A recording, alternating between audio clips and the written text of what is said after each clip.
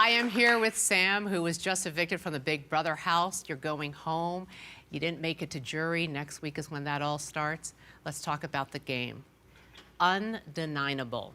There were 9 of you in this so-called alliance, and you're the second member of Undeniable, because Bella was in it, to be blindsided by your own group. Why do you think they went after their own instead of some other people in the house? Well, that alliance was a big flop because I already knew about the Grateful Alliance when Jack flipped up and said it, like, I'm not stupid, like, cool. And Bella already told me about it too. So like, I still knew about the alliance. And all of a sudden, when they all of a sudden tried to recover and make a new alliance and you add one person, I'm that person.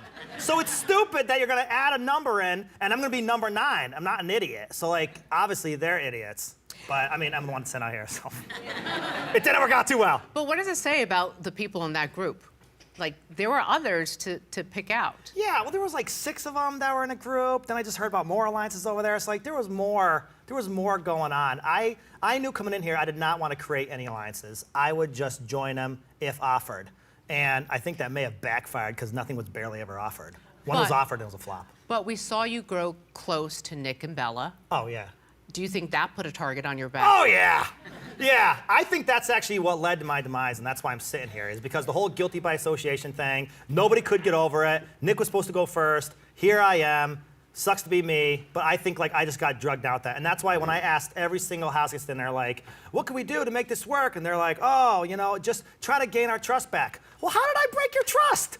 Like, don't just sit there and be like, we gotta trust you again. Good!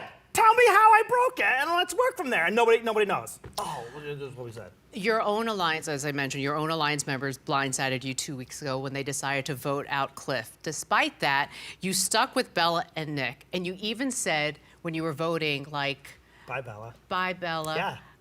Why didn't you switch up your game? Because the only thing I had to offer at this point in the game, because since everyone thought I was untrustworthy and everyone thought I was a liar and all this jazz, the only thing I had to help me is my loyalty. So I figured, you know what? I'm sticking to my guns and I'm showing loyalty. Later on in the game, I could use that, look back and say, hey, even though I knew the cards were stacked up against us, like I still voted the way I should have and the way I promised, I still stuck to my guns and I voted that way. And even in my campaigning, I've said that, like, hey, I try to show loyalty because I've been asked, why don't you vote with the House? Well, because I'm showing you loyalty and everyone knows, looking back, I was loyal.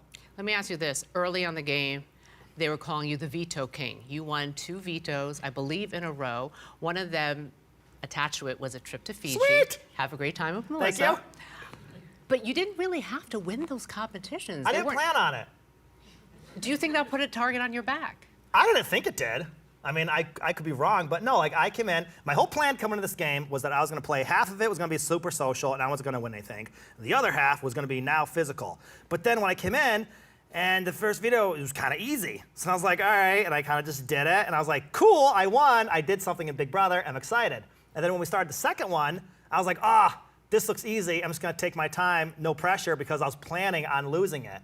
And I was taking my time, I was winded, I'm severely out of shape, never skip cardio ever, because I've done that forever now. And I just kind of went with it and stacked my frogs, and all of a sudden everyone started screaming that I got it, and I was like, oh, okay, cool, and then I got it.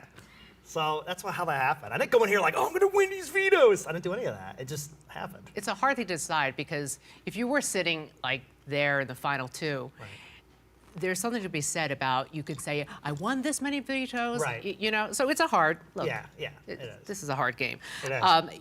You and Nick talked about the One Big Alliance versus the Floaters. Why didn't you ever try and get the Floaters to be one other big alliance? Good question. Well, looking back in hindsight, there's a lot of regrets I have about this game.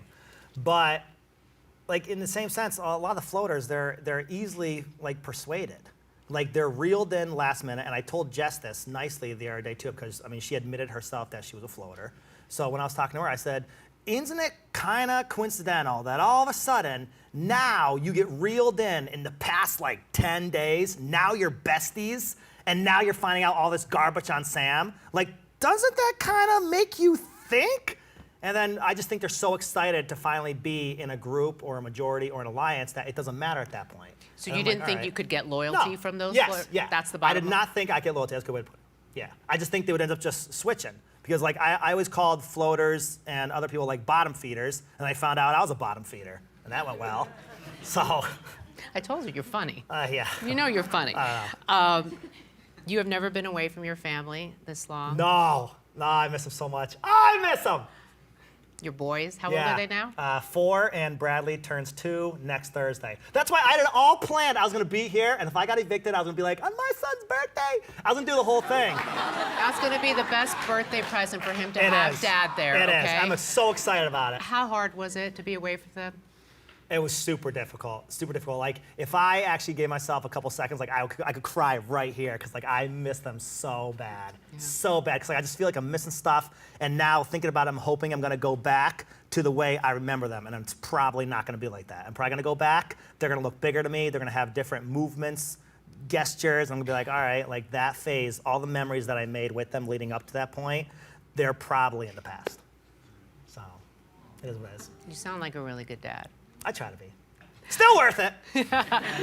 Okay, who do you think is going to win the whole thing? Who are you rooting for, but who do you, and also who do you think has what it takes to win this? I think Jack's gonna walk through.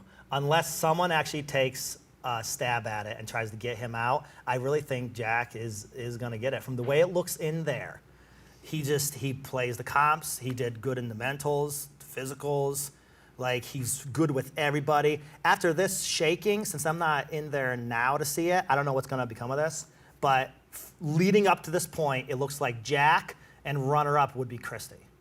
From in there, that's how it looks. Who are you rooting for? Oh yeah, so that was a question. As well, no, that you answered the first part great, but it was a right. two-part. Okay. Rooting for it. Well, see, like, Nick's still my boy in there, so, like, I would like to root for him. But, I mean, I did just find out that he freaking told Christy about how I was going to do a big speech at the end, so, like, that kind of stabbed back a little bit, but it's a game.